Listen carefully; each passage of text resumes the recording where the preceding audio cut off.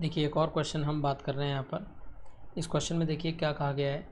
यहाँ पर हमें एक बड़ा कंटेनर दिया हुआ है, जिस कंटेनर में हम मान लेते हैं कुछ हमने लिक्विड भर दिया है। ठीक है, इस तरीके से मान लीजिए किसी हाइट तक यहाँ पे कंटेनर में लिक्विड भरा हुआ है। इस कंटेनर में हमने 20 मीटर की ऊंचाई पर एक होल कर दिया है। होल का एरिया है स्मॉल ए, देख सकते हैं आप, ये रहा। और जो कंटेनर का टॉप सरफेस एरिया या बॉटम सरफेस एरिया आप कह सकते हो, उसे हमने कैपिटल ए कहा हुआ है। कैपिटल ए और स्मॉल ए का रेशो है 1/20। और कहा हुआ है यहाँ पर हमने एक होल किया हुआ है और इस होल से एक लिक्विड निकल रहा है और लिक्विड निकलता हुआ इस ब्लॉक पे गिर रहा है। ठीक है, स्टार्टिंग में ये लिक्विड इस ब्लॉक पर गिर रहा है इधर। ऑब्वियस सी बात है, जैसे जैसे ये लेवल नीचे गिरता जाएगा, जैसे जैसे लिक्विड का ये लेवल नीचे गिरता चला जाएगा, तो जो लिक्विड निकल रहा है बाहर, उस लिक्विड की स्पीड कम होती जाएगी। स्पीड कम होने से उसकी रेंज, गिरने की रेंज भी कम होती जाएगी, लिक्विड पास गिरने लगेगा इस तरीके से। तो हमें क्वेश्चन में कहा गया है इस ब्लॉक को कितनी फिक्स स्पीड v दी जाए सो दैट लिक्विड हमेशा इस ब्लॉक पर ही गिरे, लिक्विड हमेशा इस ब्लॉक पर ही गिरे, लिक्विड हमेशा इस ब्लॉक पर ही गिरे तब तक जब तक कि लिक्विड इस ब्लॉक इस कंटेनर के पास नहीं आ जाता। तो हमें वो कांस्टेंट स्पीड पता करनी है। क्वेश्चन में कहा गया है find speed of block v, जो कि कांस्टेंट है, so that water jet always falls on the block only, है ना, लिक्विड हमेशा ब्लॉक पर ही गिरे ऐसा हम चाहते हैं। तो इसके लिए देखिए हम कैसे सॉल्व करेंगे। कोई ज़्यादा मुश्किल बात नहीं है। मान लीजिए अभी जो लिक्विड का टोटल हाइट है, मान लेते हैं हम उसको टोटल वाई हाइट मान लीजिए आप लिक्विड की, ये अपन मान लेते हैं लिक्विड की हाइट है अभी वाई। आप इसको भी वाई मान सकते हैं या फिर आप चाहें तो लिक्विड की इस होल से जो ऊंचाई है उसको वाई मान लेते हैं। ठीक है, यदि लिक्विड की अभी होल से ऊंचाई वाई है तो जो लिक्विड यहाँ से निकलेगा उस लिक्विड की स्पीड कितनी होगी, √2g होने वाली है स्पीड।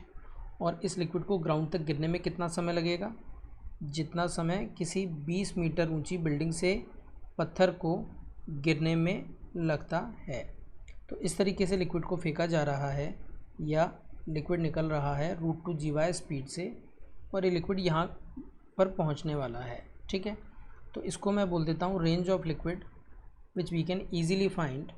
तो range can be found by 2h, कितना गिरना है लिक्विड को, 2h/g का रूट, यानी कि देख सकते हैं आप g से ये चला जाएगा 0, तो 2 सेकेंड के अंदर लिक्विड गिर जाएगा। और इसको हमको मल्टीप्लाई करके रखना है किससे, लिक्विड की स्पीड √2g से। तो 2 टाइम्स √2g ये हो जाएगी हमारे पास इस लिक्विड के पहुंचने की ब्लॉक तक रेंज।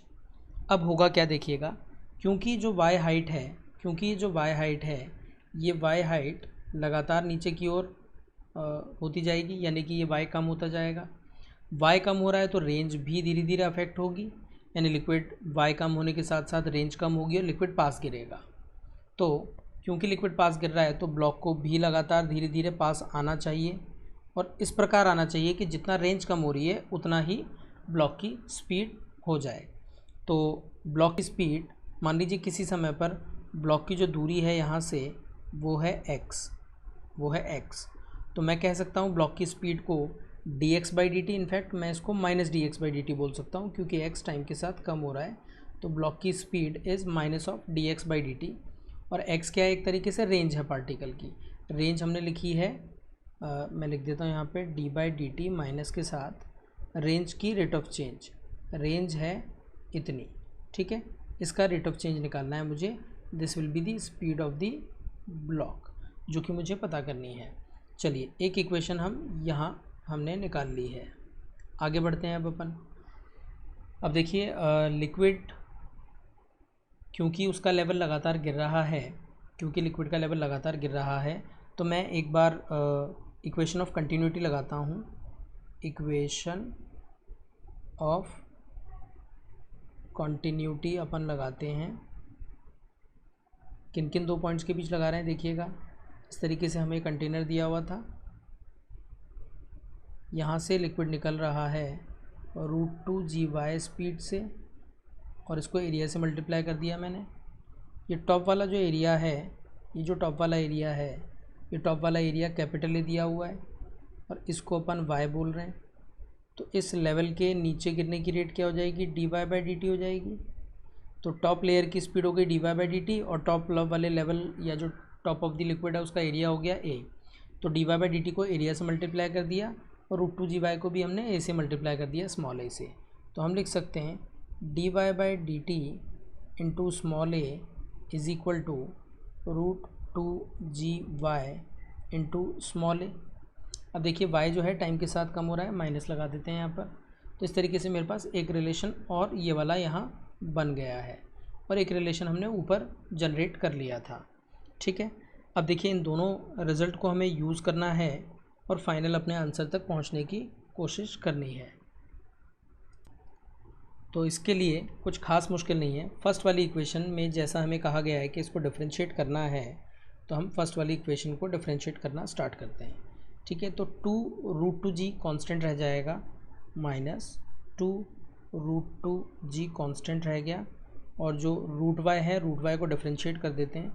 √y का डिफरेंशिएशन होगा 1/2 √y और dy/dt and this is equal to velocity of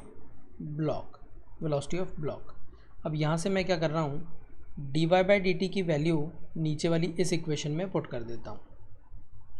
देखते हैं क्या आ रहा है। ये देखिए 2 से 2 कैंसिल ही कर देते हैं। यहाँ पर बचा मेरे पास माइनस का √2g अपॉन √y।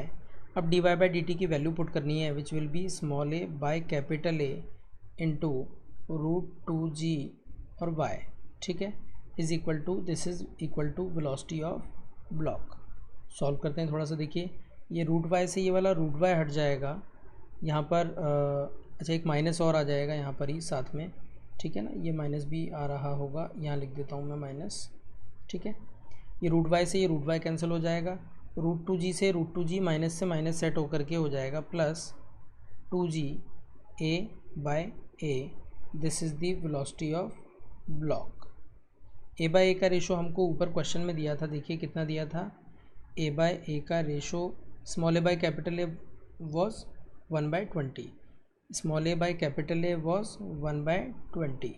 तो 1/20 और ये 2g को भी 20 लिख दें तो ये वेलोसिटी ऑफ ब्लॉक हमको मिल गई कितनी, 1 मीटर पर सेकेंड। यानी कि ये जो ब्लॉक है, यदि इस ब्लॉक को हम 1 मीटर पर सेकेंड की स्पीड दे दें तो जब तक कि ये ब्लॉक इस कंटेनर की वॉल तक नहीं पहुंचता तब तक लिक्विड हमेशा इस ब्लॉक पर ही गिरता रहेगा। तो बिल्कुल आसानी से हमने दो कॉन्सेप्ट काम में लिए। क्या क्या कॉन्सेप्ट काम में लिए, एक तो मैंने रेंज लिखी, रेंज को मैंने टाइम को x वाली वेलोसिटी √2gy से मल्टीप्लाई कर दिया है सिंपली और मेरे पास रेंज आ गई है। रेंज को मैंने डिफरेंशिएट कर दिया। रेंज को जो डिफरेंशिएट करने पर मुझे मिलेगा वही वेलोसिटी ऑफ ब्लॉक होगी। माइनस साइन क्यों लगाया, क्योंकि रेंज टाइम के साथ कम हो रही है या y भी टाइम के साथ कम हो रहा है, आप देख सकते हैं। तो मैंने यहाँ पर भी माइनस साइन लगाया हुआ है। बस इन दोनों इक्वेशन को मैंने dy/dt की वैल्यू सेकंड इक्वेशन से फर्स्ट में पुट कर दी और v की वैल्यू मुझे 1 मीटर पर सेकंड मिल गई बहुत ही ईजीली।